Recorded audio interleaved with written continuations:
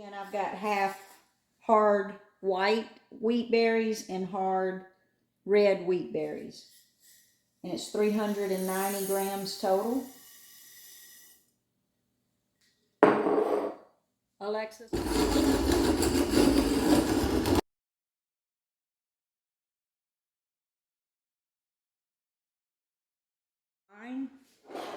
As you can see, it is almost fluffy like powder. So I think it's going to give us a good loaf of bread. Again, I've never done it with the whole wheat berries. So we're going to mix up an artisan loaf of bread using the fresh milled wheat berries. I'm not new to bread making, but I am very new to the fresh milled wheat berries, so they say it's a learning curve. I've got 350 grams of lukewarm water. And to that, I'm going to add half a teaspoon of yeast. And this is basically how I do my bread loaves with store-bought flour. And I'm going to put a half a teaspoon of yeast in there.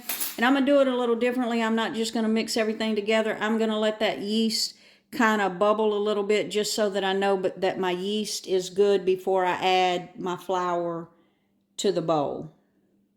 So I'm just going to mix that.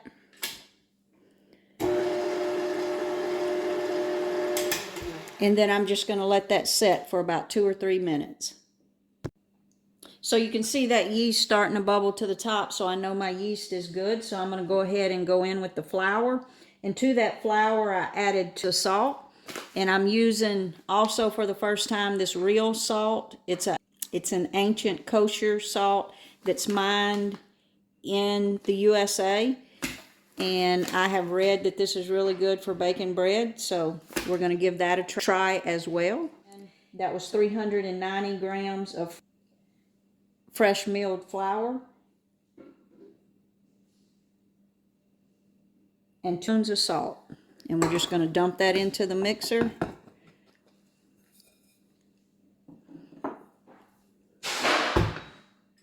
We're going to lock that down and start mixing. And we're just going to mix that until it all comes together. And then we're just going to cover it with a dish towel and let it set overnight. And we'll bake it off in the morning.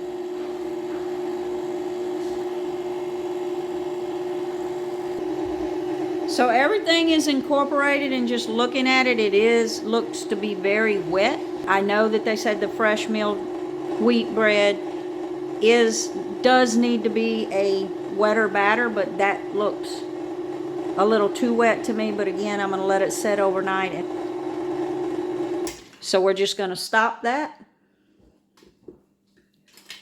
And again, this is about finding the right recipe. What I want to do going forward is I want to get a good artisan loaf, a base artisan loaf, and a base sandwich loaf down, and then build on that going forward. So if you want to see more of these videos and how we're going to do that, like and subscribe now.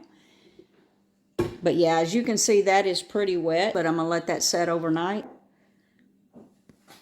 I will say, just stirring this right here, the smell of this flour is totally different from store-bought flour. This smells amazing right now, so I can only imagine what it's going to smell like when we put it in the oven. But there is a definite difference in the smell of this flour than store-bought flour. So I'm very hopeful that this bread is going to be outstanding. So after about 14 hours, let's take a look at our bread dough. And as you can see there, it is a little wet, but again, everything I have seen says that your fresh milled flour doughs will be a little wetter. So I did grind a little bit more flour just for some bench flour.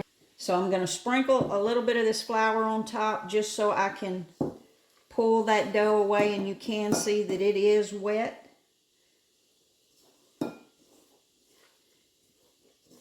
And so I'm just going to pull that all together and dump it onto this parchment paper. Going to sprinkle a little bit there.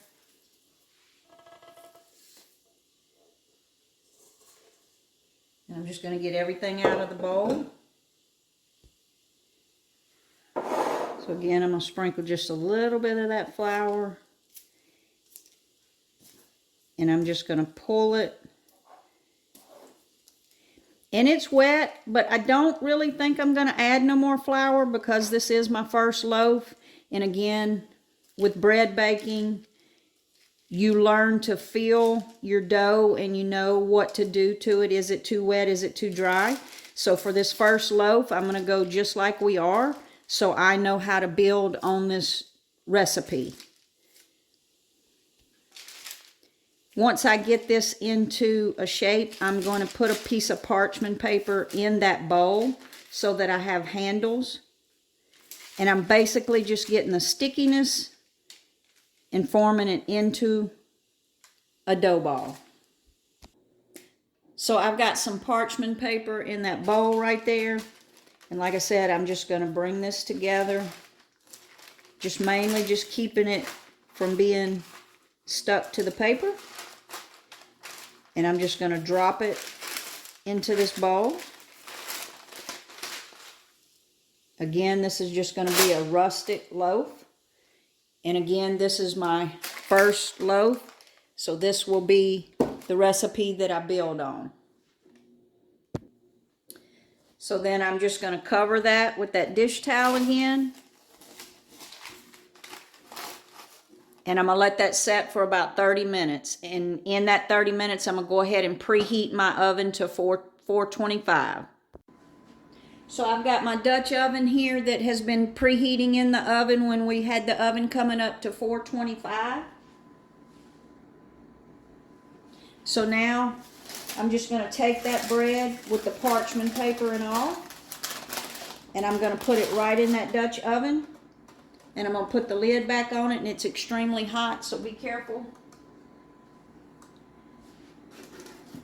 And then we're going to go back into that oven at 425, and I'm going to let it cook with the lid on for about 12 or 13 minutes. And then we're going to take that lid off and let it brown the crust, and then we'll check the internal temperature, and I'll let you know how long we do that with the lid off. But I'm going to put it in the oven for 13 minutes. With the lid on it at 425. So I just pulled the loaf out of the oven, and it is about 207 degrees is what it's registering with the thermometer. So my actual cooking time was I did 15 minutes with the lid on and 10 minutes with the lid off. Again, every oven is different. Every loaf of bread is different. I would recommend getting you a thermometer so you know where to pull it out at. Some people like it a little softer than others, so you'll have to play with it to see what temperature you like. So I'm actually going to put this onto a cooling rack. So for a first loaf, I'm pretty satisfied with the way this looks, but of course we've got to cut into it and see what we've got on the inside. As you can see, it kind of cracked. I did, however, forget to score it. I'll remember that next time. Like I said, this is the first ever loaf of bread I've made from fresh milled wheat berries, and I just by looking at this and the smell in the kitchen, I'm pretty excited about this. So we're going to let this cool, and then we'll cut into it and see what we have. And like I said, this is the first of many, and we're just going to build on this recipe and others with the whole wheat berries. Like and subscribe now to see more as we start this journey and go down the rabbit hole. So this loaf's been cooling for about 2 hours. 2 to 3 hours, and it is, I can feel it is a denser than the regular yeast breads that I'm used to making with the grocery store flour, but I know this is going to be a learning curve, but it doesn't appear to be an epic fail, so I'm not disappointed. But let's go ahead and cut into it and see what we got. Oh wow, definitely not a fail, but just looking at the crumb there, I'm definitely satisfied with that. I'm going to give it a little taste.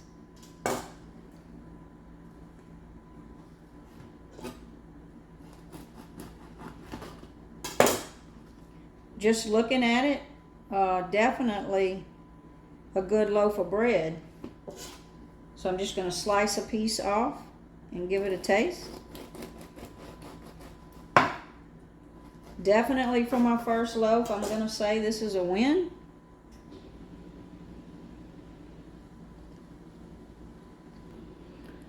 That is so good, but man, that does not taste anything like whole wheat flour off of a grocery store shelf. That is delicious bread.